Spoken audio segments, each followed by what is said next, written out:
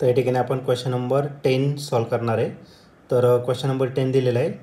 ॲझ्युमिंग the expression for the pressure exerted by the gas on the walls of the container, it can be shown that pressure is. तर आपल्याला प्रेशरचं equation use करून आपल्याला pressure काय असणार ते आपल्याला या ठिकाणी बघायचं आहे. तर हा क्वेश्चन 2016ला पण आलेला होता आणि 2010ला पण आलेला आहे. तर याच्या 4 ऑप्शनपैकी पहिलं जे ऑप्शन आहे in bracket 1/3 kinetic energy per unit volume of a gas. B option आहे 2/3 kinetic energy per unit volume of the gas of a gas. C option आहे 3/4 kinetic energy per unit volume of a gas. आणि last option आहे 3/2 kinetic energy per unit volume of a gas. म्हणजे आपल्याला kinetic energy per unit volume find करायचं आणि ते किती असणार ते आपल्याला या ठिकाणी डिसाईड करायचं. चला तर बघूया या 4 ऑप्शनपैकी या क्वेश्चनचं करेक्ट आन्सर काय येईल ते.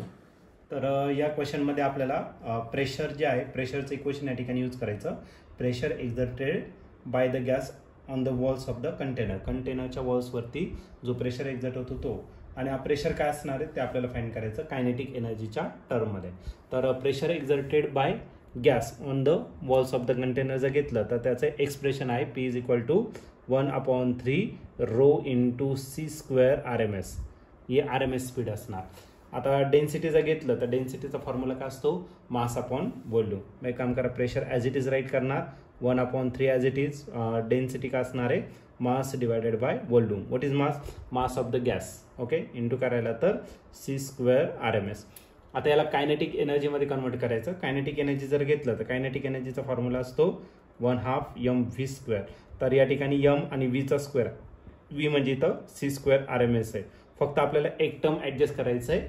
2 ने मल्टिप्लाय करून घेऊ आणि 2 ने याला काय करणार तर डिवाइड करणार. 2 ने मल्टिप्लाय केलं तर 2 डिवायडेड बाय काय आलं 3v आणि याला डिवायडेड जर केलं तर 1/2 m c² काय आला तर RMS झाला. ओके ही जी एनर्जी झाली कोणती झाली तर कायनेटिक एनर्जी झाली. ओके तर 2/3 v पण तसा घेतो आणि ही जी झाली कोणती झाली तर तुमची kinetic energy of that molecule किंवा गॅस म्हणू आपण. ठीक आहे मग प्रेशर P जर घेतला याला जर अरेंज केलं तर 2/3 आणि याला कायनेटिक एनर्जी डिवायडेड बाय काय आला व्हॉल्यूम. ओके कायनेटिक एनर्जीला व्हॉल्यूमने डिवायडेड करायचं म्हणजे याला आपल्याला 2/3 लिहिता येईल. प्रेशर जर घेतला तर हा काय असणार तर 2/3